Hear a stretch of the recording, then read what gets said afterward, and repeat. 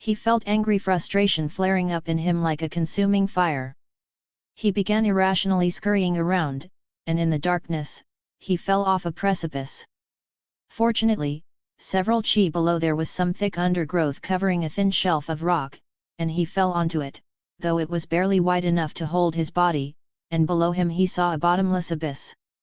Terrified of falling further, he didn't dare move a muscle. He was lucky, however, that there were saplings growing out from the side of the cliff to hold his body there, like a railing. Moments later, he noticed that near his feet there was the entrance to a small cave. His heart leapt with joy, so with his back against the rocky cliff, he slid his way into the opening. Once he felt a little more secure, he began to look forward to the following morning, when he'd be able to call for help. Presently, he noticed that there was a tiny bit of light shining in the cavernous darkness. After approaching it gradually, for 3 or 4 li, he suddenly found himself looking at the veranda of a building, and though there were neither oil lamps nor candles in evidence, the light there was as bright as daytime. A beautiful woman stepped out of the house there, and as he looked closely at her, he recognized her as Qingyi. When she saw Huo, she asked in astonishment, "How did you get here?" Without a moment's delay, he clutched at her sleeve, and began crying grievously. Qingyi soothed him till he stopped. Then when she asked about her mother-in-law and her son, Huo told her all about their hardships, and she also shared his sadness. "You died more than a year ago," he then commented, "but this isn't the underworld, is it?" "It's not," she replied, "but rather a residence of immortals. I didn't really die before, and what you buried in my place was merely a bamboo cane. Now that you've come, it means that we're to be together as immortals." Then she led him to meet her father, who possessed a long, venerable beard, and was seated in a hall. Huo hastened to pay his respects to him. "Master Huo has come," Qingyi declared. The old man seemed surprised, grasped Huo's hands, and gave him a brief description of life there. He told Huo, "I'm so happy that you've come, so you can stay with us here." Huo had to express his regrets that since his mother was far away, he couldn't stay with them for long. "I'm aware of this," he replied. "However, there can't be any harm if you're delayed for just a few days." Then he enticed him with some wine and delicacies, directing a maidservant to prepare a bed for him in the west hall, and to bring out a brocade coverlet for him. After the others had left, Huo tried to get Qingyi to agree to sleep with him. Taken aback, she replied, "Do you think this is the kind of place where you can indulge your lusts?" Huo took her arm and wouldn't let go. Hearing the sound of the maidservant's derisive laughter outside the window, Qingyi became even more embarrassed. Then as she was struggling to resist Huo, her father entered, and rebuked him, "Your vulgar behavior has defiled my mountain hermitage. You should go." Shamed more than he could stand, Huo petulantly vented his anger by exclaiming, "The passion between a man and a woman is inevitably part of being human, so why are you here, looking in on us? There's no problem with me going, but you must tell your daughter to come with me." The old man made no attempt to interfere, telling Qingyi to go along with him, then opened a door in the back as though to accompany them out. As soon as Huo was far enough outside the door, the father and daughter tricked him by shutting the door after him. When he turned his head around, there was only the sheer cliff wall with a jagged rock face, lacking even the smallest crevice in it, leaving him alone with his own shadow, deceived, and with no way to return home. He looked up at the sky and saw the moon's crescent shining from on high, though few stars were visible. He remained frustrated for a good long while, but then his melancholy gave way to anger, and facing the cliff, he began yelling, but there was no response. At the peak of his rage, he took the spade that was hanging at his waist, using it to gouge through the rock wall, and the more he carved his way in, the more abusive his yelling became. In moments, he created an opening about 3 or 4 chi in depth. He faintly heard a person's voice cry, "The vile bastard!" Huo spared no effort, and began digging even more furiously. Suddenly the back edge of his hole split open into 2 doors, through which Qingyi was pushed out, with the words, "You can go,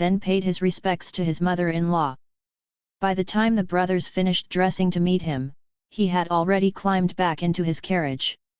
When Minister Hu died, all of his sons began contending for his assets, never giving a second glance at their father's coffin. In just a few years, his bier had become so decayed through neglect, that gradually the magnificent house was turned into a dusty tomb. Chang observed this with sorrow. Finally, without consulting any of the Hu brothers, he found an auspicious time for a funeral, and everything was conducted with the appropriate rituals. On the day of the burial, officials of all levels were in attendance, and everyone in the village praised Chang for his devotion. For more than 10 years, Chang held an honored official position, regularly helping his fellow villagers who'd suffered unexpected hardships, always doing his utmost for them. When the second son of Minister Hu was arrested for having been involved in someone's death, the investigating official turned out to be a very direct individual, a sworn brother of Chang who always operated according to regulations. The elder brother entrusted his wife's father, who was an acting official, to deliver a letter to Chang, but Chang didn't send a return reply, so the elder brother became even more worried. He wanted to go plead with his youngest sister, but was aware that he lacked the face to make such a request, so then he sought concubine Li's support and went to deliver a personal letter from her. Arriving at the capital, he didn't dare rush right in, but watched until Chang went off to the court, and afterwards went to visit his sister. He hoped that the fourth daughter would think about the fact that they were her brothers, and hence forget about her grievances against them. After the gatekeeper let him pass through, an old woman servant came out and led him into Cheng's office, where he enjoyed a quite lush spread of food and wine. Once he was finished eating, the fourth daughter came out, her expression warm and encouraging, and asked him, "You're so busy, elder brother, how'd you possibly find time to travel such a great distance just to honor me with a visit?" Her brother prostrated himself before her, sobbing as he explained why he'd come. His sister helped him get up and said with a smile, "Big brother, you're a good man, and this is no big deal, so why are you acting like this? I'm a member of the weaker sex, but how often have you ever seen me weeping and wailing this way?" Her brother then took out concubine Li's letter. "My sisters-in-law are all beautiful women," fourth daughter replied, "who can each entreat their own fathers and brothers for help to settle the matter for them, so why did you rush here like this?" Her brother had no words to answer her, so instead he returned to his pitiful lamenting. She showed a flash of anger as she declared, "I mistook your long journey as a visit to the capital to see your youngest sister, but instead you've come to beg for help from a high court lady in a serious dispute." She shook her sleeves in disdain and went back inside. The elder brother, ashamed and angry, also left. When he returned home and described everything that had been said, everyone there berated the fourth daughter, even concubine Li said that she was responding hard-heartedly. After several days had passed, the second brother was exonerated and released to go home, to the great joy of everyone there. But while they were busy laughing about it, a servant arrived from their youngest sister, which gave rise to their resentful slander of her. Presently he reported that the fourth daughter had dispatched him with an errand to concubine Li. When she called for him to enter, the servant displayed some gold coins, and declared, "My lady mentioned her second brother's problem, then sent me with great urgency, as she's been preoccupied with getting his case overturned. Thus she simply sent this little token of congratulations, to take the place of a letter expressing her regards." All of them began to realize that second brother who had been able to return home because of Cheng's influence. Afterwards, when third sister whose family gradually became impoverished, Cheng helped them out far more than one might have thought it likely. And since concubine Li didn't have a son, Cheng took her into his own home, supporting her like she was his own mother. 279 The Monk's Magic. Scholar Huang was the son of a high official. His abundant literary and artistic talent allowed him to aspire to a highly successful future. In the monastery outside his village, there lived a certain monk, who was a devoted friend of Huang. It came to pass that the monk told Huang that he was going traveling, but then he was gone for over 10 years before he returned again. When he saw Huang,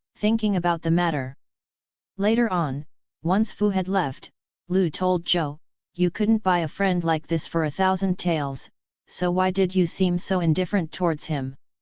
He asked to borrow a horse from Zhou so he could ride home, and then once he'd been provided with one, he paid a call to Fu's lodging, and offered him the horse, telling him it was Zhou's idea. When Zhou learned about this subsequently, he was rather displeased, but nothing could be done about what had already transpired. A year elapsed, and Zhou was just about to leave for Jiangxi, to serve in the office of the provincial judge there. He went to consult Lu for a forecast of his future. "It's extremely auspicious," Lu told him. Zhou smiled and replied, "My only reason for going there is to make enough money to buy a beautiful wife, and if I'm lucky, don't you suppose that what you said before will come to pass?" "You'll get what you wish," said Lu. When Zhou arrived at Jiangxi, it was in the throes of a great rebel uprising, and for 3 years he was unable to return home. After things became a bit more calm, he chose a day and followed a route homeward, but halfway there he was robbed by bandits, while 7 or 8 of his fellow victims, after being deprived of their money, were released and told to leave, but the bandits took Zhou and the loot back to their lair. The bandit leader demanded to know Zhou's family background, and afterwards told him, "I have a daughter, and I respectfully wish her to be your wife at once, or you will not leave." Zhou gave no reply. This made the bandit chief angry, so he stood and fiercely ordered that Zhou be beheaded. Terrified, Zhou figured it would be better to go along with the leader's proposal for now, and then when things calmed down, he could abandon the woman. Accordingly, he told the bandit chief, "I was wavering because I'm just a feeble scholar, and couldn't follow your forces into battle. I'm afraid that I would only hinder your efforts. If you would allow my wife and I to leave here together, I would wish no greater kindness from you." "I was worried that she would cause me problems," the bandit answered him, "so it's fine if you don't come with us." He led Zhou inside and after applying her makeup, the daughter came out, so the scholar could see that she was 18 or 19, and an extraordinary beauty. That night, the wedding ceremony was held and their subsequent intimacies surpassed all his expectations. Gathering other details when he inquired about her surname, Zhou came to realize that the man he'd seen carrying the bag on his back was her father. Hence, with a sigh, he recounted Liu's words for her. 3 or 4 days went by, and just as the bandit leader was about to see them off, they were suddenly ambushed by a large concentration of imperial troops, so all of the family members were captured and bound. There was a general and 3 military inspectors looking on, and once they finished cutting off the bandit chief's head, they proceeded to Zhou. Zhou believed he was finished. Then one of the military inspectors looked at him closely and asked, "Isn't this fellow named Zhou?" It came out that Soldier Fu's military exploits had earned him the title of Army Vice-General. He told his colleagues, "This is a celebrated scholar from an influential family in my hometown, so he could hardly be a thief." He untied Zhou's bonds, and asked him how he'd come to be there. Zhou cunningly replied, "I happened to be returning home from the office of the provincial judge in Jiangxi, where I had married my wife, when unexpectedly along the way we fell into a trap laid by bandits, though fortunately you came along to rescue us, thanks to your soldierly excellence. But I've been separated from my wife, so I hope you can exert your great power further to help me locate her." Fu ordered his men to line up all the captives, and then told Zhou to pick her out. He entertained the couple with food and drink, and then further assisted them by offering traveling expenses, saying, "I've never forgotten your former kindness regarding the horse. However, I've been too preoccupied with rounding up rebels to have time to prepare an appropriate gift, so please accept these 2 horses, equals to the one you gave me, and 50 taels, to help you return to the north." Then he dispatched 2 of his men to convey authorization for them to pass, and to protect Zhou and his wife while accompanying them home. Along the way, Zhou's wife told him, "My foolish father wouldn't listen to my sincere warnings, and as a consequence, my mother died. I've known for a long time that today would come. I've been able to suffer this ignoble lifestyle day and night because when I was young,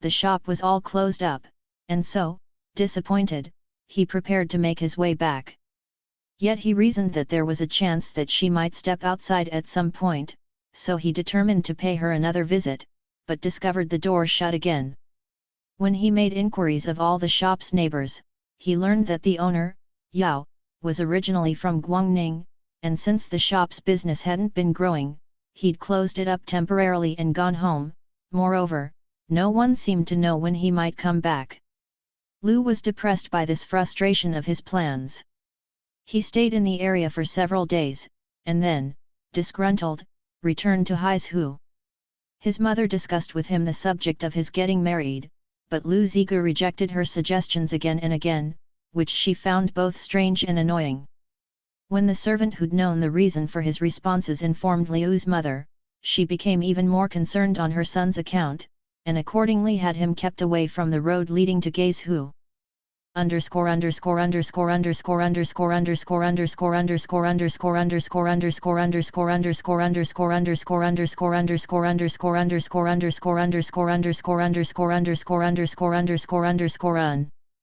Guangning, originally a county name, now called Bijin County in Liaoning Province. Lu became restless, consequently sleeping and eating less. His mother was worried about him, but had no solution, realizing that she didn't know how to help him achieve his desire. Hence she set a tentative date for a wedding, and accordingly sent someone to convey word to Liu's uncle to set up a marriage negotiation for him. His uncle reported then that he would go to pay his respects to the Yaos. After a certain period of time, he returned and told Lu, "We couldn't come to an agreement on the matter. Aishiu's already betrothed to someone in Guangning." Lu hung his head, disheartened, and began pacing restlessly, thinking of his feelings for the girl, hoping that somewhere there'd be someone else like her. It happened that a matchmaker arrived, speaking highly of a daughter of the Huang family, in Fuzhou. Lu was worried that the descriptions might be untrue, so he had a carriage prepared and left for Fuzhou. When he entered the western gate, he saw a home on the north side with two of its doors halfway open, and inside there was a young lady who looked strangely like Aishiu. He stared at her again, hoping it was her as he approached, and once he was close enough, he could truly tell that he wasn't mistaken. Lu was powerfully moved, so he arranged to rent the residence of the neighbor to the east, and carefully questioning him, he learned that the girl was a member of the Li family. He experienced recurring doubts, in the whole world, could there really be another person who so closely resembled Aishiu? He lived there for several days without being able to make contact with her, merely waiting for her appearance while standing at her gate, hoping that maybe she'd come out. One day, as the sun was setting in the west, the woman finally came outside. Suddenly she saw Lu, and after approaching him, she ran back to the house, pointing with her hand behind it, then she slapped her forehead and went inside. Lu was very happy, but he couldn't understand what she was trying to communicate to him.